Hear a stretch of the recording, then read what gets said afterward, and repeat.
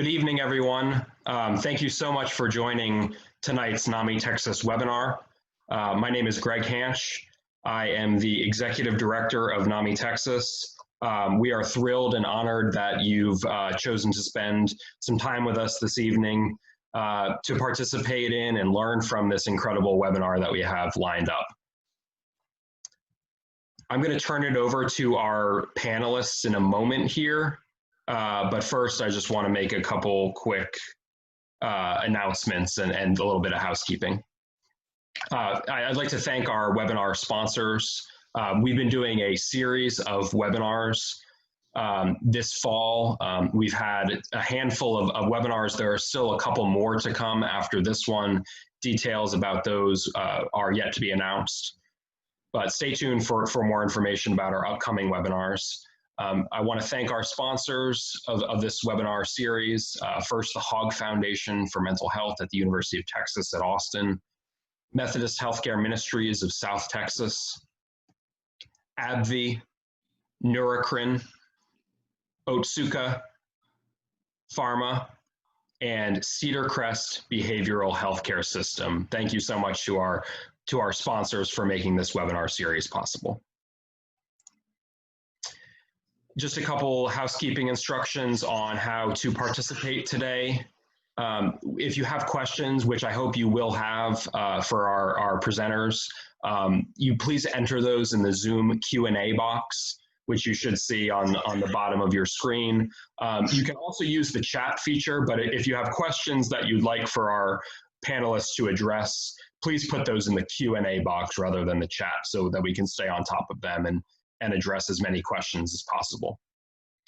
There will be a feedback survey that will appear on your screen after we end this webinar. You can also fill out the feedback survey via the follow-up email that will be sent out tomorrow. Either way, we really appreciate any input or feedback you have on this webinar. We're going to be doing a lot more events like this in the days to come, and we want to make sure that the events that we have are meeting the needs of the participants and the audience. So thank you in advance for letting us know your feedback on how this webinar goes. And then lastly, don't feel like you need to scribble notes too furiously because the webinar is being recorded. We are also live on Facebook right now, I believe. Yes, we are. So there are multiple ways to view the recording. It'll be on our YouTube channel in the next couple of days, and then you should be able to see it on Facebook as well, live and in a recorded form. And with that, I'm going to just introduce our panelists and then turn it over to them for their presentation. First, I'd like to introduce Kristin Durney. Kristin is the co-founder, executive director, and consultant for Mental Wellness Unleashed. She is also a seasoned corporate human resources executive with over 20 years of experience. Diagnosed with clinical depression, anxiety, and PTSD, Kristin went through years of cognitive behavioral therapy, or CBT. By leveraging CBT, Kristin has shifted her mindset thought patterns that were fixed to internal positive ways of thinking, creating a growth mindset. These tools not only transformed her life, but saved her life. She now trains others on how to implement CBT techniques and tools as a lifestyle change. Kristin has worked for mostly large Fortune 500 companies leading human resource organizations. She works with individuals, employees, and leaders in helping them implement and create a growth mindset for professional and personal success.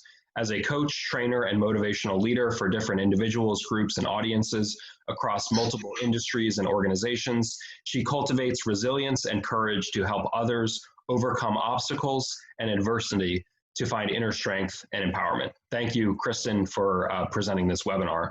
I'd also like to introduce Chris Nurse. Chris Nurse is the co-founder, executive program director, and a lead facilitator for Mental Wellness Unleashed.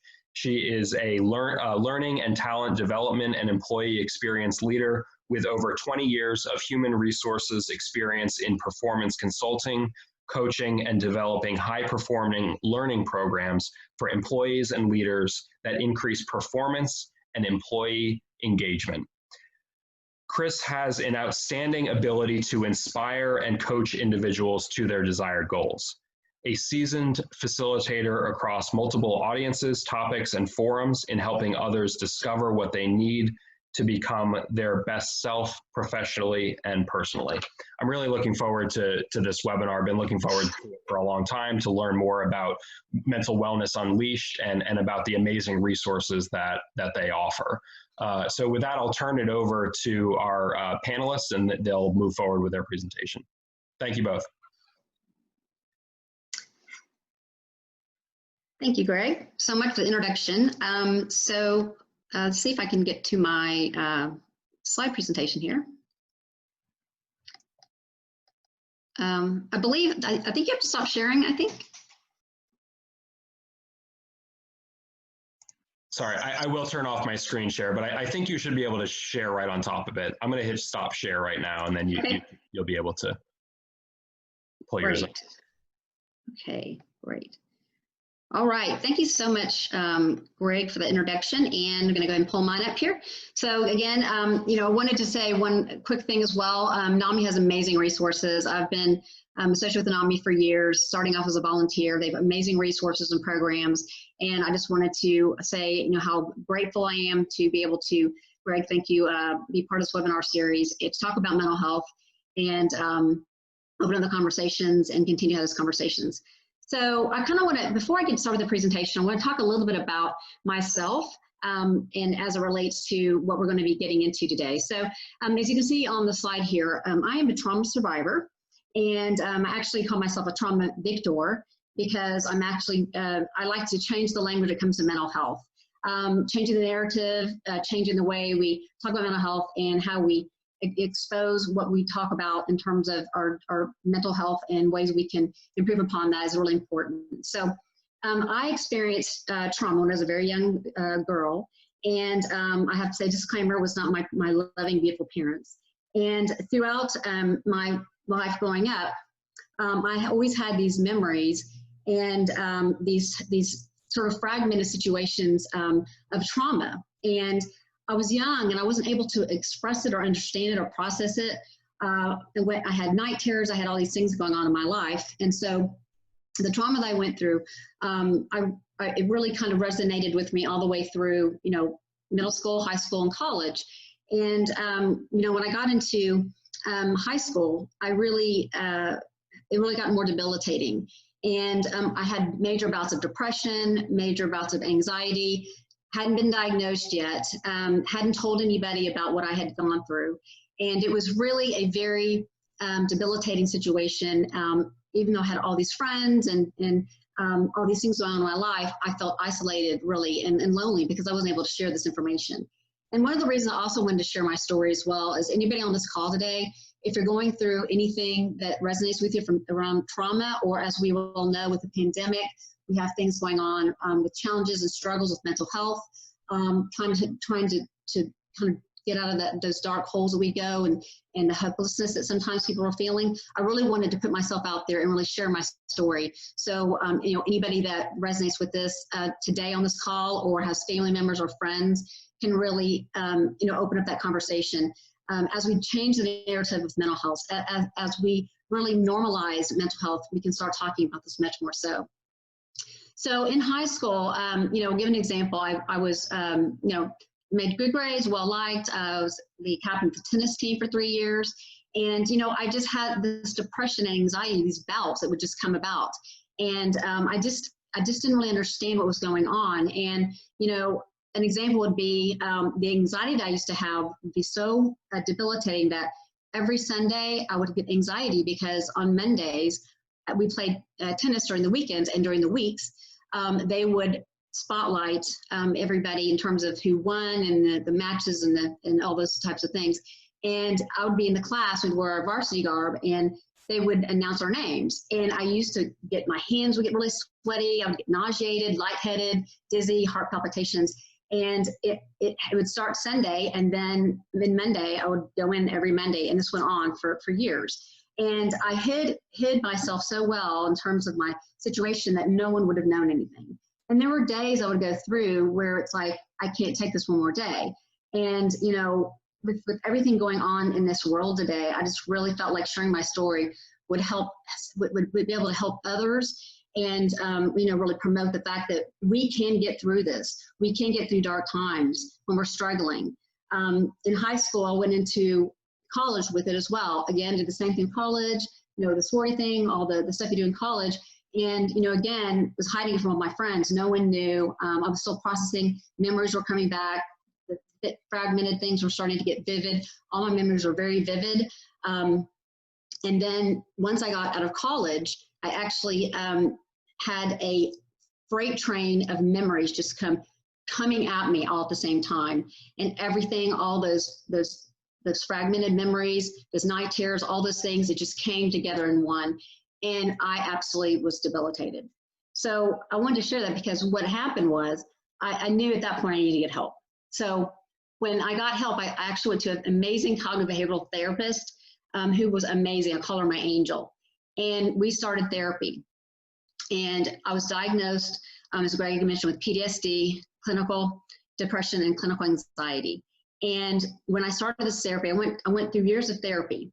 And it literally was so transformative, changed my life, and as Greg mentioned earlier, saved my life. And when I was in therapy, I started building cognitive behavioral therapy techniques, developing them on my own, because I was like, when I leave this session, how am I going to continue sustaining this feeling, this wonderful feeling after therapy? And if anybody knows what cognitive behavioral therapy is, what it is it's changing negative thought patterns and or limiting beliefs to positive thought patterns or your positive beliefs. So it's really your non-reality becoming your reality. And when I talk about these cognitive behavioral therapy techniques, they're so amazingly wonderful and impactful for you individually, but they're also amazing tools you can use for family, friends, and anybody in organizations as coaching tools. So, you know, proof of concept that these tools work, living concept that these techniques work. And I'm really excited to share one of the very first tools I ever developed today as we go through the presentation.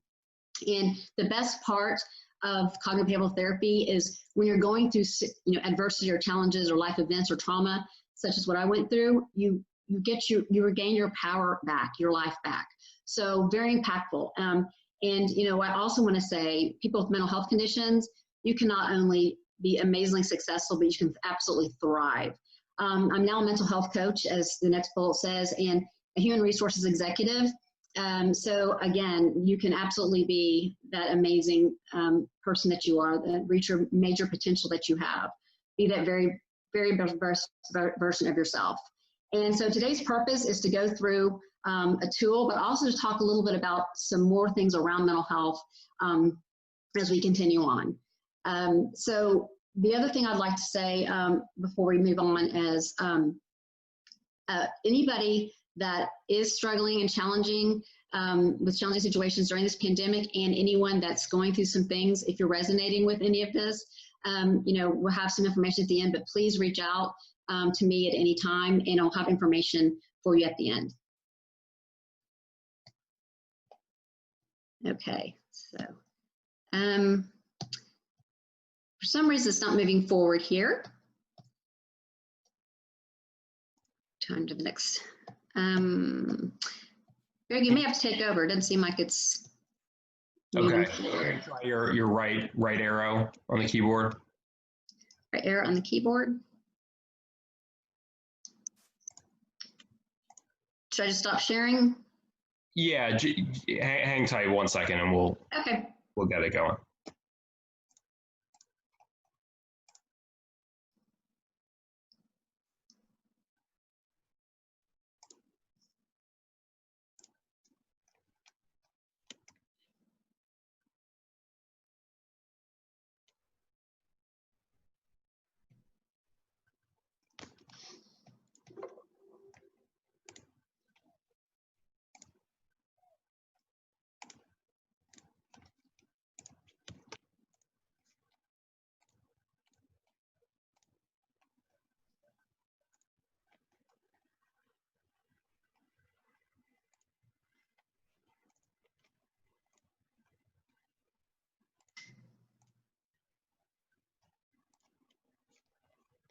There we go. Okay, great. Okay, so today we're going to be talking about the benefits of mindset psychology, fixed mindset versus growth mindset, and also the science, a little bit about the science behind neuroplasticity and cognitive behavioral therapy techniques and how they actually work, how we actually can retrain our brain as the muscle it is. So next slide would be great. So what are the benefits of mindset psychology? So there's a science behind mindset psychology and the fact that there's a huge brain component to mental health. So we often refer to mental health as mental and brain health. So when we look at mental health, there's a huge psychological and physiological component. They intertwine with each other, and behavioral science demonstrates this. So one influences the other. So when we are feeling emotions, like a negative emotion, we're going to have a physiological, effect to that. We're going to feel something with that. And people that have like a fearful dialogue or a negative internal dialogue, they have a different physiological functions that go on than someone who has a narrative that's a positive dialogue in their head about positive patterns and belief systems. So we know now that like anger and panic and stress and chronic things like this really affect our immune system, and anxiety can really affect our whole entire physiological and psychological functioning. So we've got parts of our brain like hippocampus and the prefrontal cortex, in which actually that's our rational side to our brain, and that's the kind of controls our thoughts and our like mood and our motivation and our memory. Knowing that the amygdala, I can always say it wrong, which is the emotional part of the brain that actually controls our fear and anxiety. So that's actually the root of when we're making judgment calls, we're focusing, and it actually controls our impulse. Our impulses controls, like a self-regulation of our emotions. So again, parts of the brain are being affected when we're having these negative thought patterns going on in negative internal talk. So want to ask a quick poll question real quickly. And if that can pop up on the screen. So asking people, who's familiar with CBT techniques, or do you know someone? Yes, the 60%, somewhat. Okay, great. Okay, so about 46%. Okay, 44, yeah. So we got 40 percentile knows about CBT techniques. So we're really excited to be here on this call today to kind of, for those that already know about it and also those that don't or somewhat know, we'll get more into actually the details of it. So next slide, great. Yeah, 40%.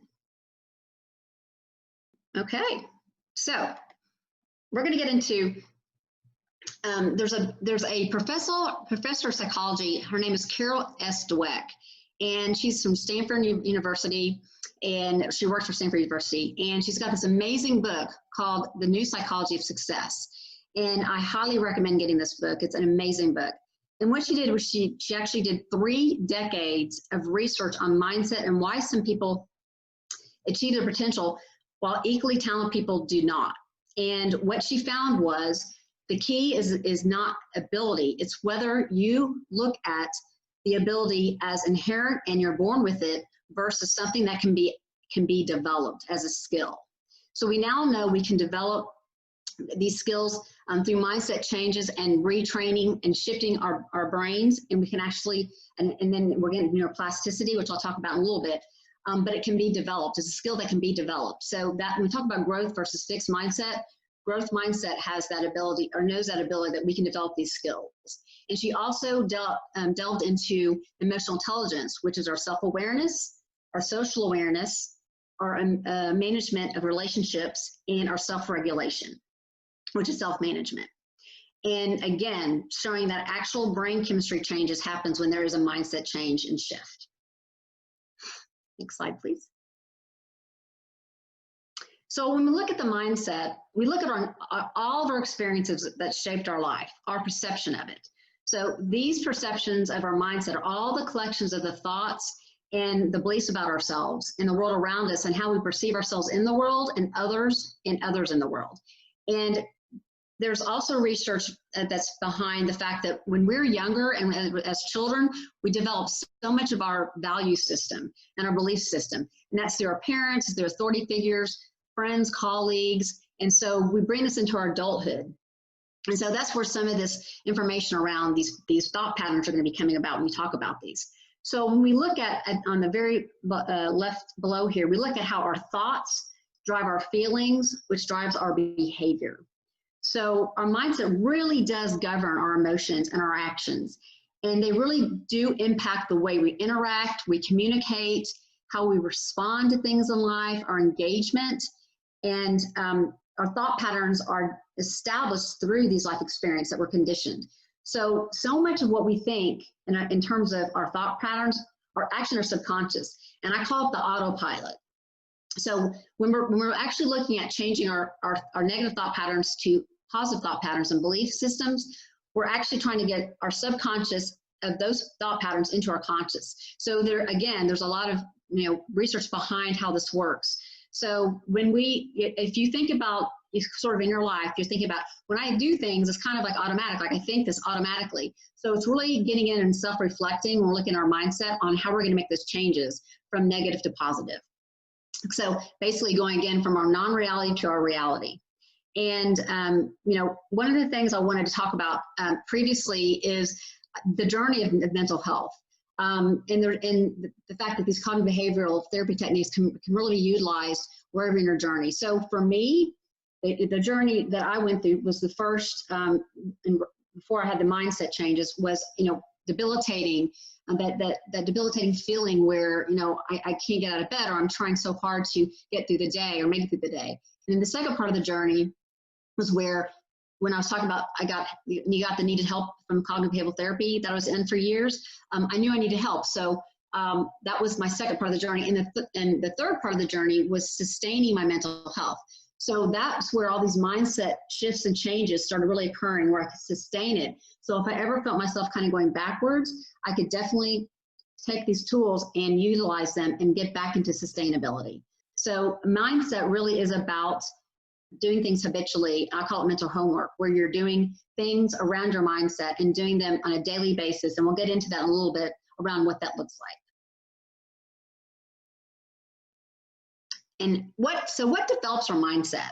So we talked about thoughts and beliefs about ourselves and the world around us and people around us. And we talked about how the influences around events, past or present life, can really impact the reality of how we see ourselves and how others perceive us. So, traumatic events, like I talked about earlier, like in my life, they can really alter your sense of self, and false sense of self, again, that non-reality. So we're really impacting our self-worth, and our self-worth comes from within. It doesn't come from external factors. So when we talk about, self-reflection and self-discovery, that's what we're talking about in terms of our self-worth when we get into growth mindset and just in a bit. So that's what promotes that negative internal talk and internal dialogue. So we're really trying to get away from that internal dialogue that's negative, non-reality, into a reality, which is that positive thought patterns and process. And so when we look at perception, mindset is truly our filter. So when we have mindset shifts and changes in the way we think, it changes the way we feel, it changes the way we behave, it changes our actions, and we're upgrading our filter. So perception of mindset is the filter through which we see ourselves, others, and the world. And then when we're developing a belief system that aligns with our value systems, our actions are going to reflect those beliefs and values. That reinforces that through the feedback we receive from our environment and from ourselves. So I came up with just a formula that's very simple, but we have our mindset. Our mindset is what's controlling our thoughts. So our mindset plus our thoughts and our beliefs drive our action, which promotes us to our reality. So it's really important that we keep that in mind when we're looking at our mindset shift and changes. Next slide. So I wanted to put this just on one slide alone because this is so very important. So we can't control what happens to us, but we can control the way we react and behave. So I'm going to give just a personal example, that happened to me about a year ago.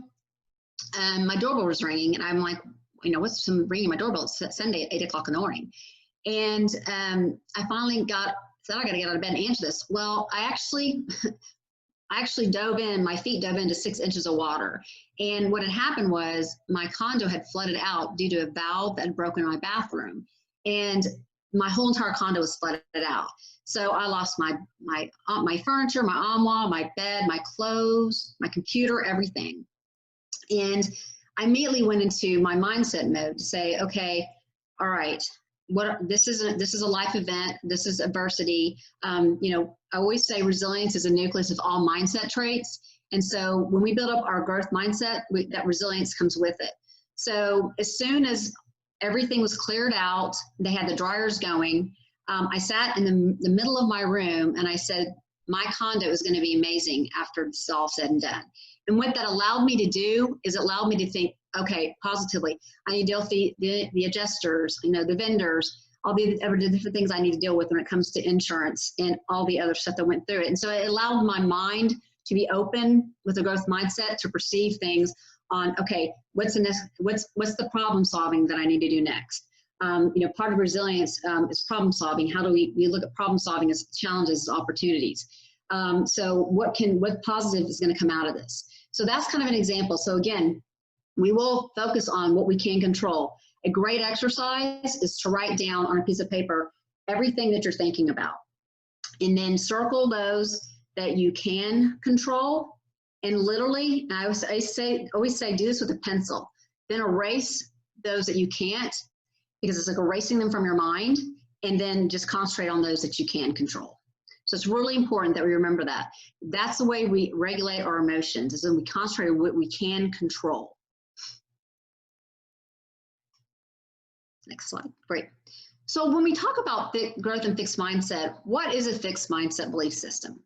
So people with a fixed mindset, and I'll say this up front, oftentimes people don't even know they have a fixed mindset. I mean, I've had clients that said, I didn't even know I was thinking like that, or I didn't even realize I had that fixed mindset. I had no idea. I just didn't know. So a lot of times people don't know. So bringing awareness around fixed mindset really is helpful when it comes to what is it how do they believe? What are they believing? What do they think?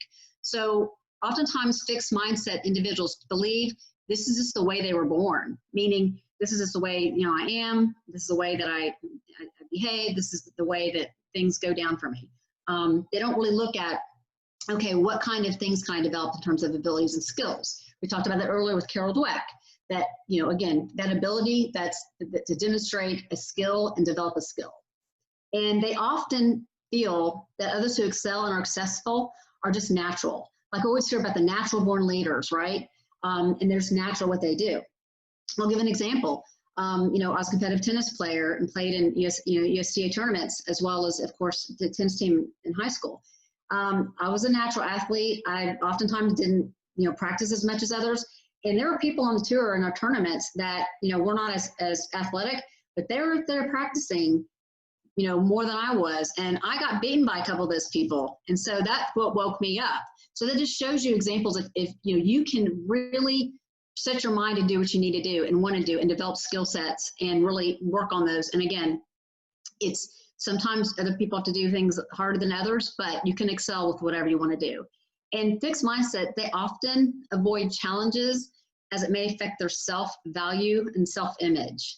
So again, it's, you know, what are other people thinking about me, and what's their perception of people that they have about me? And they oftentimes don't see putting forth an effort will give them an immediate, if they don't see an immediate payoff, they don't sometimes want to go for the long term because they don't want to take that chance. And a big reason why is they don't want to fail or fall, as I call it. And when I say falling, I say fall because when you can literally, you know, see yourself, pick yourself up, dust yourself off, and keep moving forward. Failure is our staircase to success. I wouldn't be here today talking with all of you today if I had not had failures in my life. So I look at failures as, I call that the staircase. And we're always climbing up the stairs. With each failure, we learn from that, right? And oftentimes, people with fixed mindsets, they look at constructive feedback as often being ignored, or they just ignore it, or they take it personally. Maybe they get defensive about it. So that's another fixed mindset that people often have. and they don't often improve or change with time. But this does not mean that there isn't a desire that they want to demonstrate a positive self-portrayal or image. And again, it's not a negative, it's just sometimes people just don't even realize they have a fixed mindset. So again, it's about, bringing awareness around things where you may have a fixed mindset and or a negative thought pattern or limiting beliefs or limiting roadblocks or life roadblocks, as we call them oftentimes. Okay, now we'll go to the next. And oh, by the way, just real quick. So if you see in some of the, some of the fixed mindset, you see failure is the limit of my abilities. I'm either good or I'm not. I don't like to be challenged. See, these are some of the, this is some of the narrative, the internal dialogue that people with a fixed mindset are having within themselves. I'm frustrated, so I'm gonna give up. I stick to what I know. So again, getting out of that comfort zone. So we'll talk a little bit about that with growth mindset. Okay, so I love this quote. And again, if you guys want to take pictures of anything on here as well, I know you're going to record, you can certainly do that. If you change the way you look at things, the things you look at change. Oh, that's so powerful. I love that quote. It's from Wayne Dyer, who no longer with us, but he was an amazingly motivational, inspirational leader and speaker. So when we talk about the growth mindset belief system, we're looking at that ability and that emotional intelligence can be taught, and the muscle can be reprogrammed and retrained as a muscle it is. And so people with a growth mindset, they really embrace challenges and obstacles actually as opportunities, because they see the growth and improvement will follow. They know it will follow. So they embrace it. Again, we talk about problem solving. Again, that's one of the resilience principles, which I talked about before. People that are problem solvers, they look at it as an opportunity, not as a challenge or an obstacle, and a way to fix a problem. So again, we look at, I always talk about resilience and growth mindset together. Especially during these pandemic and these times, you really need to have that mindset when adversity is coming our way. And they don't hold on to self-value or self-image as part of their success. So they really look at, it's not that they don't care about what people think about them, but they're going to do whatever they're going to do whatever they want to do, because they're not worried about what people are thinking about them. Their self-worth is way, up there to where they're saying, it doesn't matter what someone thinks about me. I'm going to do what I'm going to do. And if I fail, I fail. I'm going to get back up and, like I said before, just dust myself off and keep going. The next slide. And they look at effort as essential to growth and success. And it's a way to enhance their emotional intelligence and their knowledge and their abilities and their skills. Again, knowing that these skills can be developed, these abilities can be developed, emotional intelligence. There's another really good book called Emotional Intelligence 2.0 by Dr. Travis Bradberry, another really good book. I highly recommend that as well. It has an actual test in the beginning before you read the book and a test at the end to see how much you've improved on emotional intelligence. There's research done too where, really great leaders have very high emotional intelligence. People that are very productive and produce and do well have a lot of high emotional intelligence, self-awareness, that social awareness, really important to have as far as our growth mindset. And then looking at constructive or challenging feedback is a source for personal and professional growth. So they take that feedback, instead of taking it personally, they actually want to have the feedback. When I was in corporate HR, I had teams where I would give performance feedback on, and they would actually ask me for more feedback. They'd often come up to me and ask me for feedback in general. So people that have that growth mindset really want to have that feedback, because they know it's going to help them grow and learn and become better at what they do in their skills and their abilities. And we use these words such as I can and I will, not I should or would, because if you use I should or I wish I could, that probably means you're not going to accomplish what you want to accomplish. I know that I went through that transformation where I used to catch myself, and then I say when. So it's really important to utilize those types of words, because that's that narrative in your head, that inner dialogue that's really saying to yourself, what is it that I can do? I can do this. I will do this.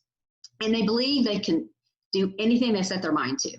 So again, it's that I'm getting out of my comfort zone. I can do whatever I set my mind to. You know, so many examples of people, special entrepreneurs, or people, you know, Richard Branson, you know, Tony Robbins, all of them said the same thing. It's like anything you set your mind to, you can do. So great influencer leaders out there that talk about, you know, setting their mindset to do anything they can accomplish. Okay, next slide. And here's another great quote by a doctor who, there's two doctors that are really influential. Dr. Daniel Amen, who's a neuropsychiatrist, and also Dr. David Norman Diage, who they've done major brain imaging, scanning imagery on the brain, and how mindset changes can actually, I mean, they show the difference between someone that before they have a growth mindset and then someone who starts to have a growth mindset, and that mindset shift and those changes actually changes the brain. Our brain's malleable. We'll get into neuroplasticity in just a minute. But this quote is so amazing. What you do, what you experience, what you think, and even what you imagine can actually change your brain structure. So Dr. Diage is a huge believer in that neuroplasticity is absolutely in our human contents in terms of therapeutic specialties and other things that we can do with our minds and in changing our mindset patterns and belief systems. So when we talk about neuroplasticity, so historically that the brain stopped developing in adulthood, and that will be around the age of 25 or 26. And now we know that the brain is malleable, meaning we can change it. We can make changes to our brains. So neuroplasticity is referring to the ability to form and reorganize synaptic connections throughout life. So what neuroplasticity does is it strengthens those neurotransmitters in our brain and the synaptic connections between our neurons, which is our brain cells. So we have this mind and body connection. I talked earlier about the psychological and physiological connection. Our mind and body are connected. So there's something called the vagus nerve that connects our brain to our digestive system. And a lot of times people with depression and anxiety have a lot of chronic pain and digestive problems. I know that I did. I thought it was normal, and you know, for so many years, and then I realized it wasn't. And so when we have this mind and body connection, so much of our serotonin and our dopamine and the feel-good hormones are actually released from our digestive tract. So it's really important that we always remember. I used to just think about, you know, kind of the mental state of how people are feeling, how I'm feeling. And then after all the research that I've done during therapy and after therapy around mindset, this mind and body connection is really important. And so we really do leverage the power of neuroplasticity to change our brains. And again, this is to change our non-reality to our reality, who we truly are. And I termed it, you know, living our limitation self. When we're in that place where we're not living our true authentic self, and we're really in a place where we're just kind of moving through. Well, to reach our potential and to be our most authentic self, we have to reach our reality.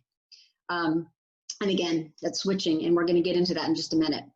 And so the beauty and the importance of mindset practices is the fact that we have a healthier brain, a healthier mind, and that helps lessen our stress, regulate our emotions, better communication. It improves our relationships. And as far as work is concerned, higher performing, increased productivity. So there's so many things that come out of mindset practices that are absolutely transformative and life-changing and making lifestyle changes.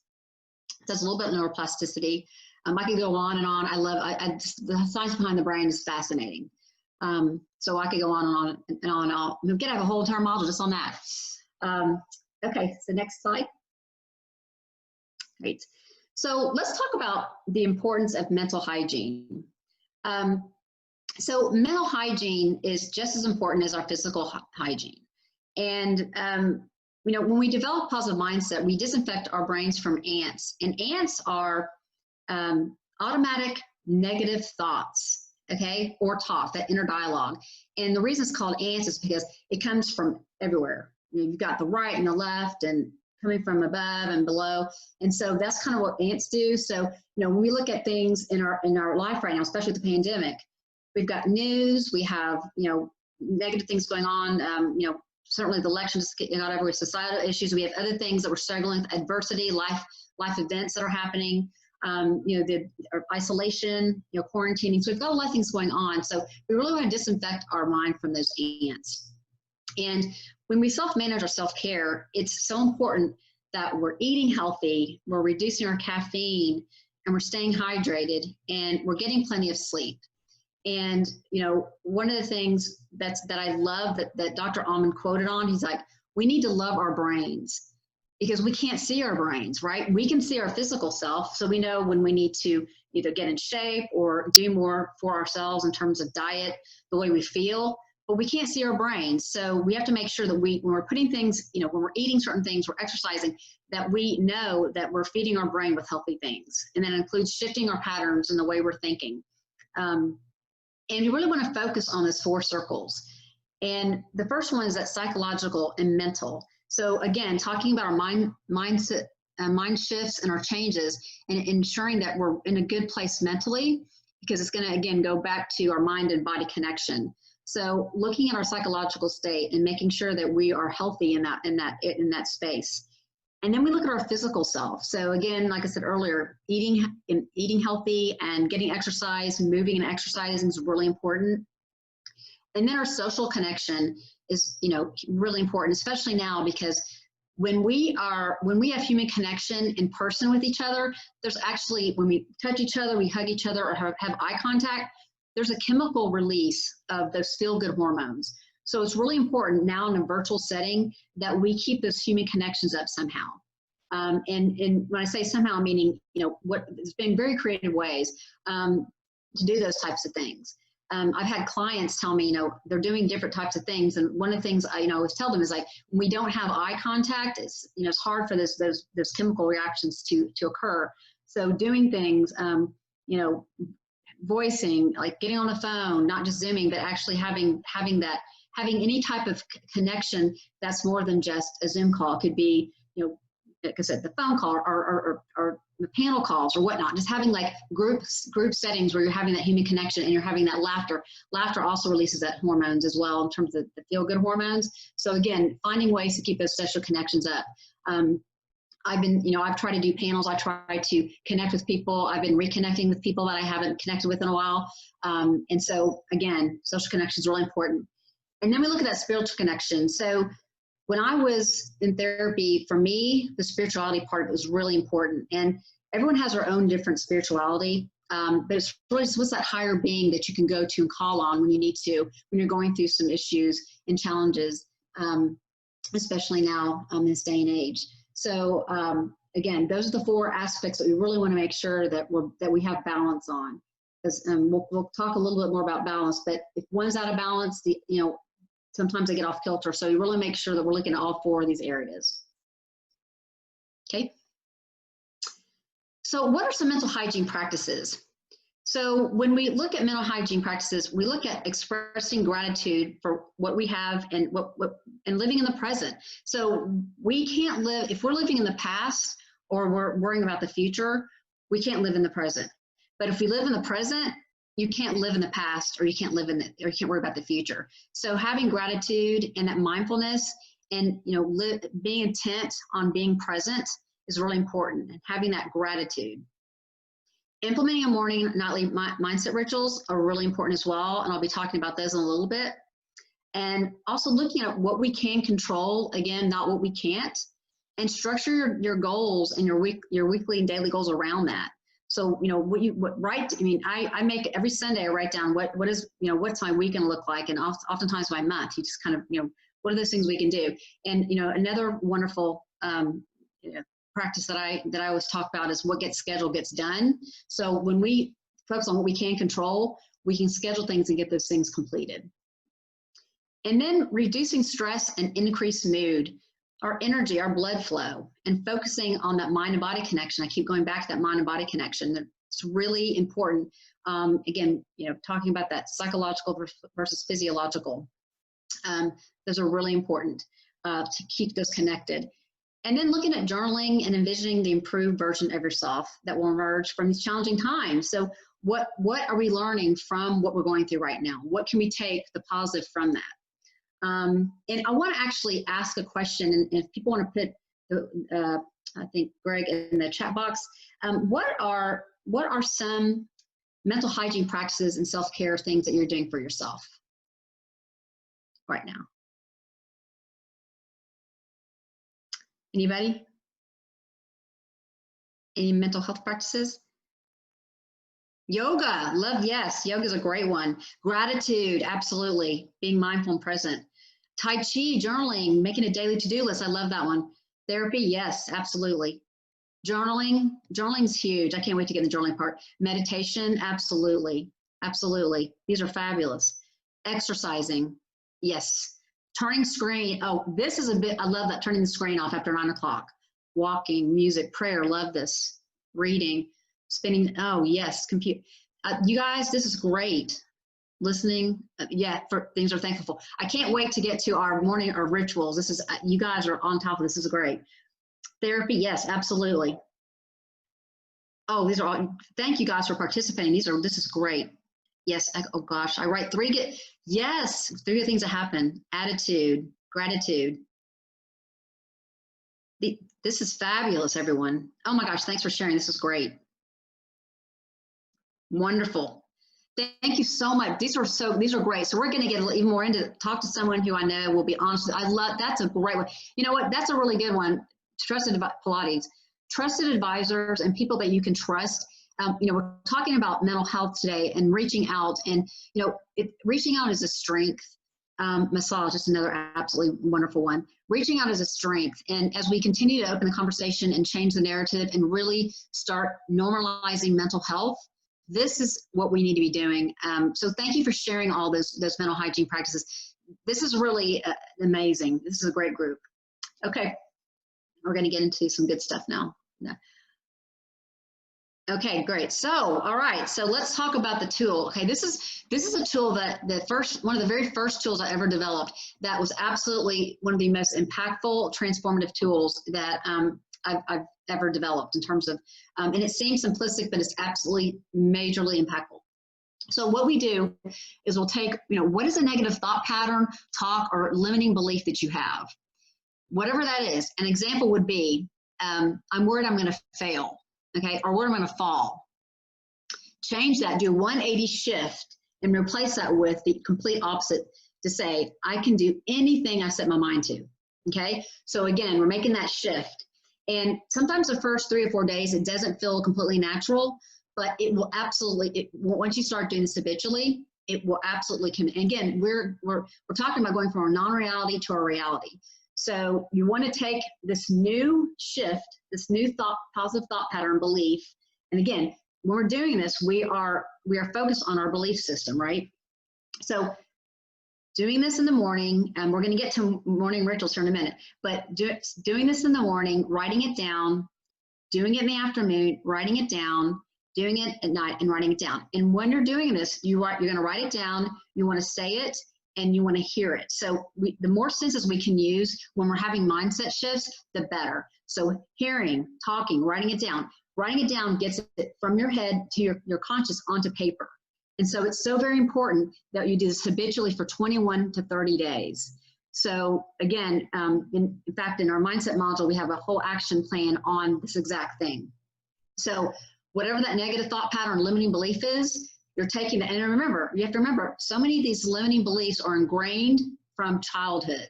So it takes this many days, 21 to 30 days, to make a lifestyle change. So once we do that, and again, it's all about self-reflection, it's about self-discovery, and it's really diving into ourselves to find out what it is that we have a thought pattern about that's either a negative or false, not true. What are we telling ourselves? So change that dialogue to positive. And the other thing that's important is to have affirmations around where you can see them. So again, the more we read, the more we talk, the more we say, the more we hear ourselves and the senses that we're using, the more this will become so habitual, it becomes automatic. And then you're going to find other thought patterns and other limiting beliefs and roadblocks that you're going to change. So having affirmations around the house, whether it's your refrigerator, your windows, your mirror, your wall. One of the best places that I would put mine was in front of the door before I walked out the door. And I know we're not going a lot of places these days, but just when you're walking out to go on a walk or whatnot, you'll see that affirmation of your new phrase, right? I can do anything I set my mind to. Also, using other affirmations such as I'm valued, I have a major skill set in this, whatever. People resonate with different types of, I call them before and now statements. You have a before statement, which could possibly be a negative statement to a new statement. So you can surround your replacing narrative of your positive belief system with other affirmations around it.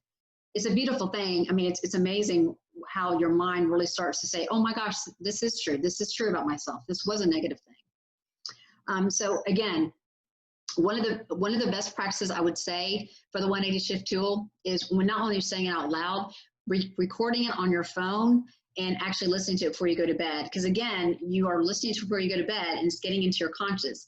And I tell my clients do this all the time and say it's so impactful for them to record it and hear their own voice. And again, they're hearing it again, right? Because we want to use our senses. Many of you can. We're using 3 to 4 senses when we're making this shift. So we actually have a template, and Greg's got a follow-up email. He'll send this out. And the next slide is going to show the example of the template. So here's the template. So here's our 180 shift, our negative thought patterns to positive. So we have all the directions here on how we use the tool. And then on the right here, we have, here are our thought patterns. So we want to shift our negative thought patterns to positive. So what is that negative internal talk?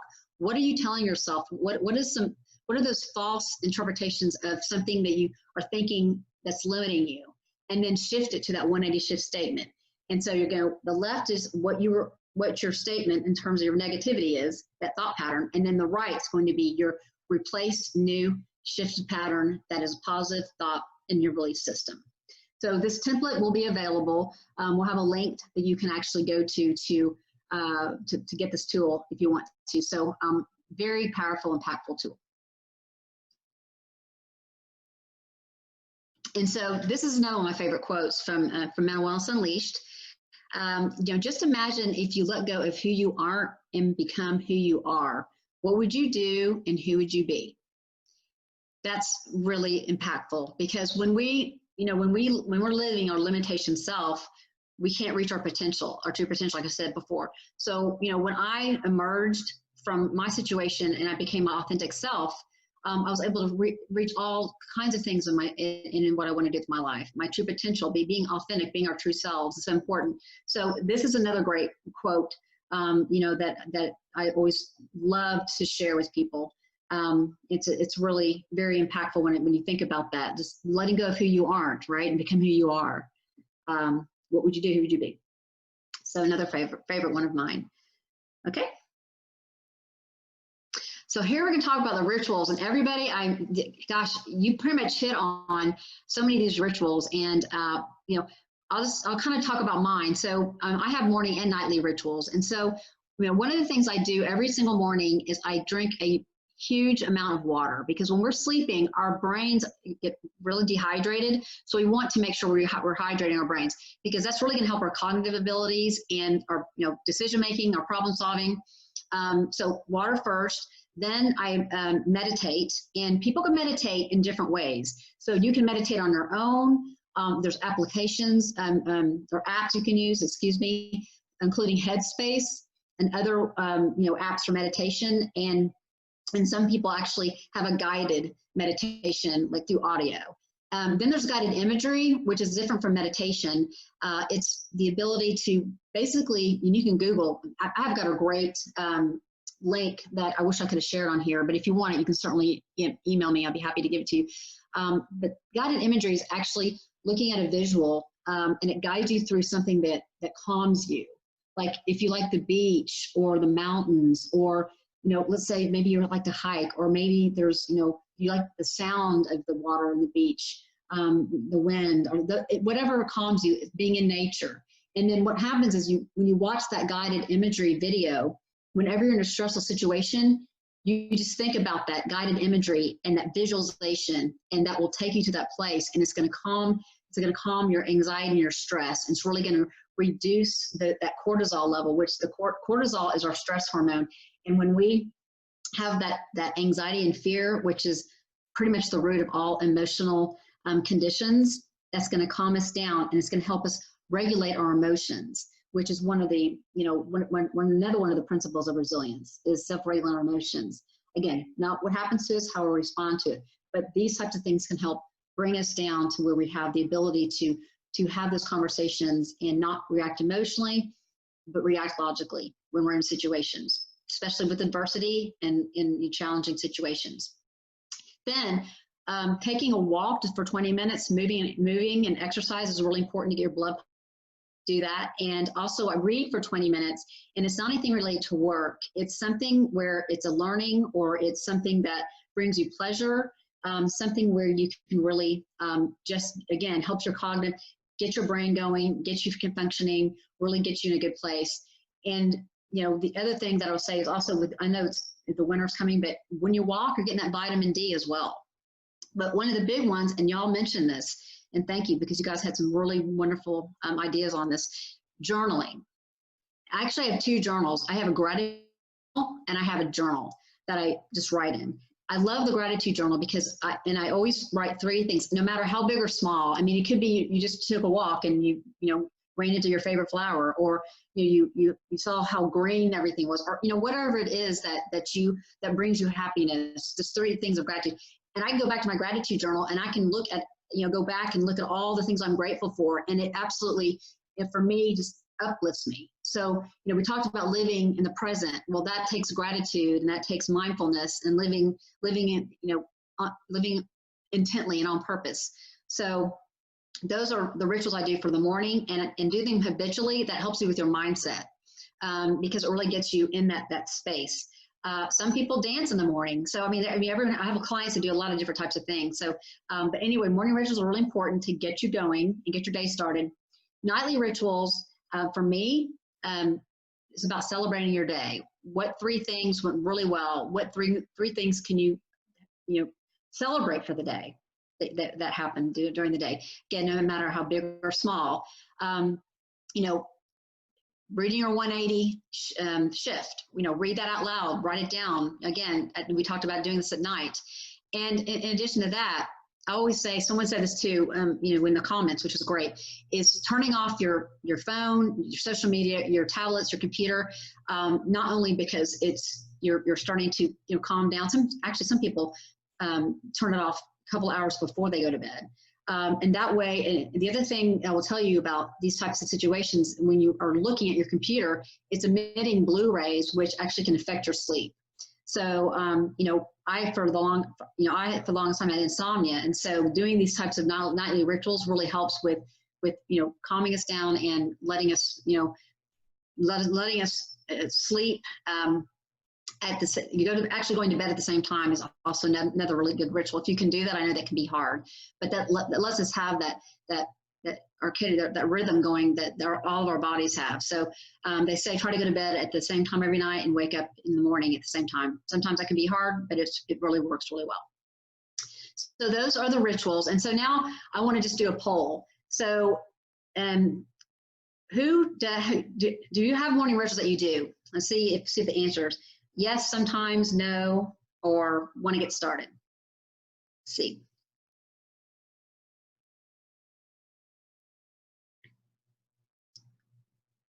Okay. Okay. All right. It's pretty even right now. Okay, so we've got about 30.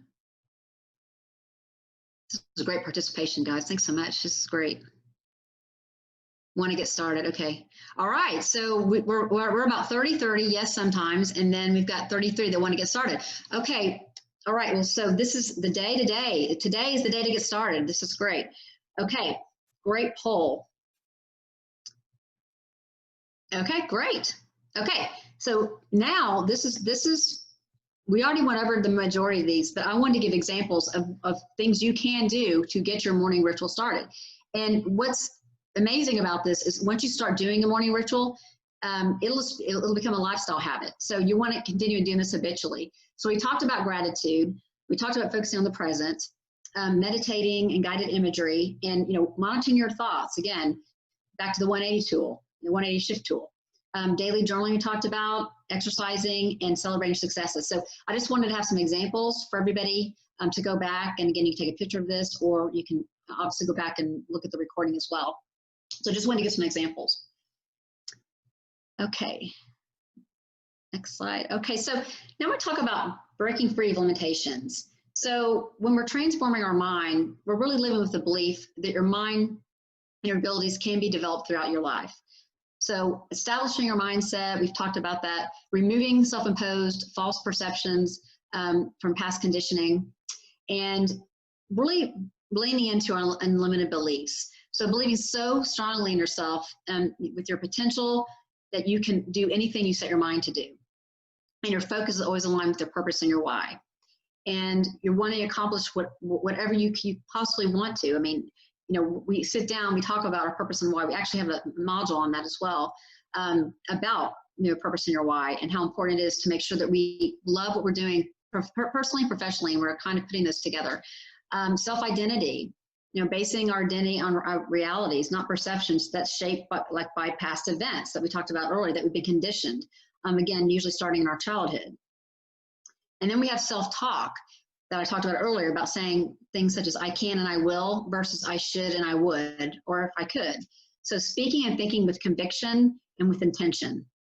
And then asking yourself, what am I capable of?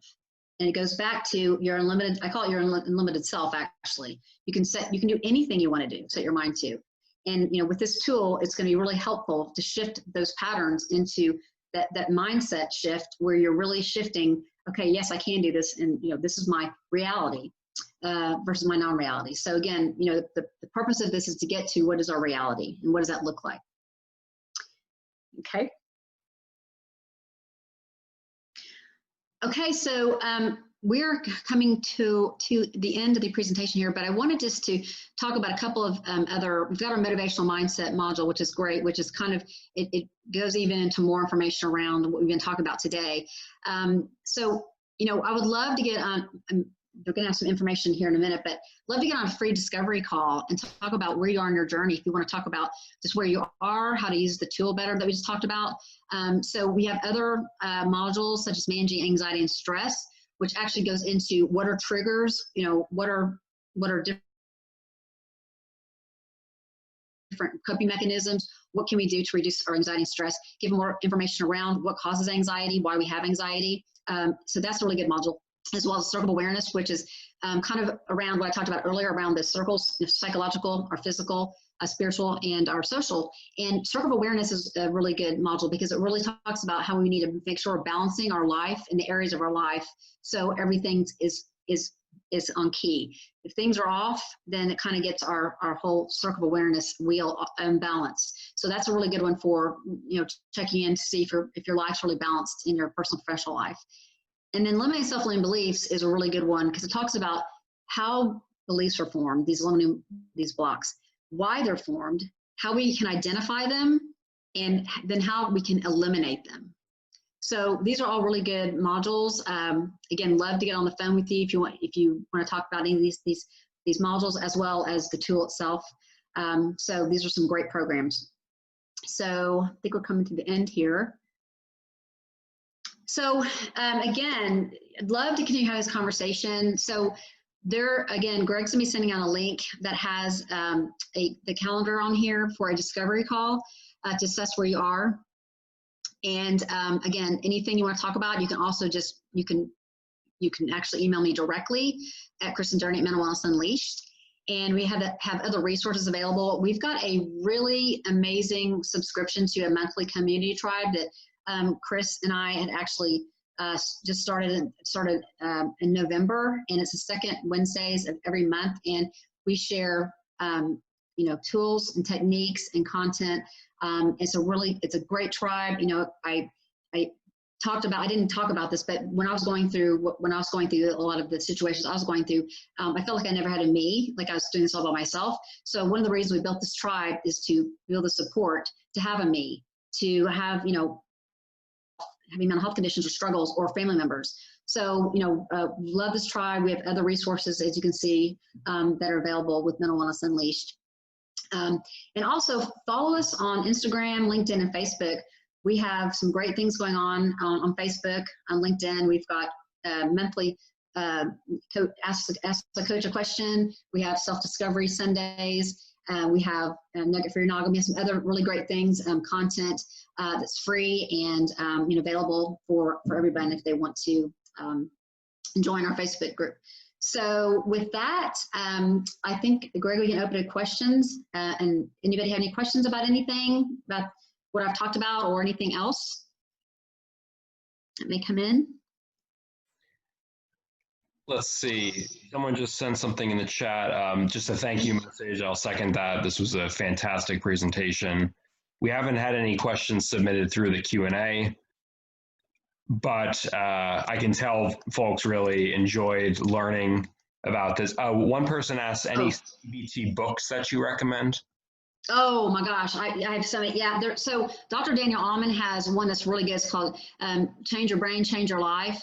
If you want to email me directly, I will absolutely put a list together for you or anybody else that's interested in any of these books. But yes, that's another really good one. Okay, great.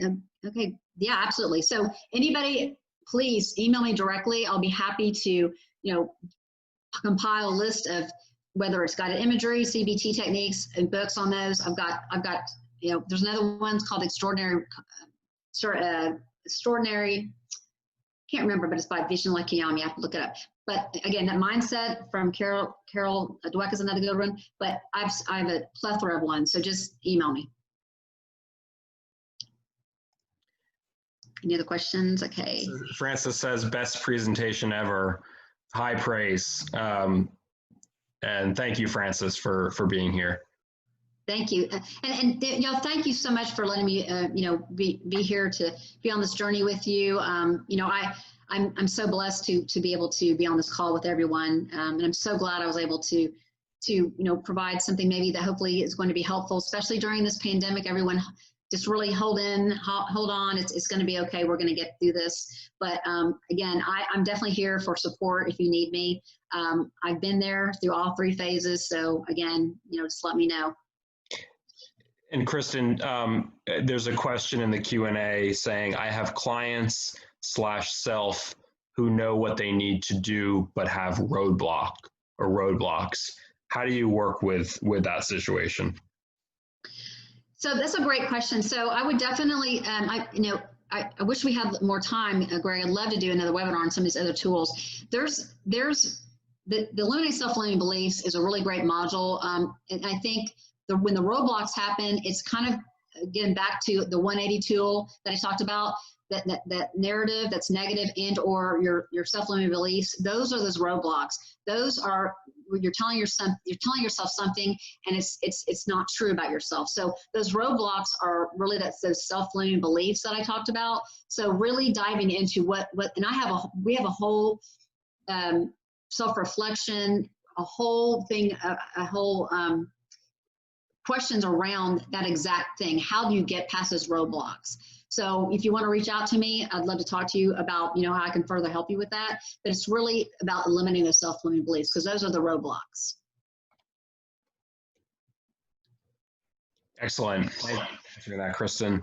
Well, that's all the questions we have. I really encourage people to check out more of Mental Wellness Unleashed resources. They have a plethora of amazing programs. And I'm excited to see the impact that they'll continue to make on the lives of Texans. And we're glad to be partnering with them on just spreading the word about useful tools and techniques and programs that can facilitate mental health recovery. One person asked, do you know much about DBT? Is that in your scope, Kristin, dialectical behavioral therapy? It's not as much as CBT, but I mean, I know about it. I actually resonate with CBT just because of the shifts, the malleable shifts on neuroplasticity. So not as familiar with, but I certainly have some knowledge of it. Thanks. And yes, there is good information out there about DBT, and that's something that we'll look at doing potentially a future webinar on in going down the road, maybe next year. With that, I think we're at the end of our webinar. Thank you again, Kristin. Thank you, Mental Wellness Unleashed, and thank you to all of our participants for spending your time with us this evening. I again want to thank our sponsors for making this possible. And please stay tuned for additional information on upcoming webinars and events. You can sign up for the NAMI Texas newsletter easily on our website. And then also we have a webpage set up for webinars. That's namitexas.org/webinars. And we're looking forward to staying in touch with you and working with you for, facilitating mental health recovery for all Texans in need. That takes us to the end. Thank you again, everyone, for your time, and we'll look forward to seeing you at the next event. Yeah, thank you, Greg, so much, and thank you, everybody. Really enjoyed it. Thank you, Kristin. Thank you.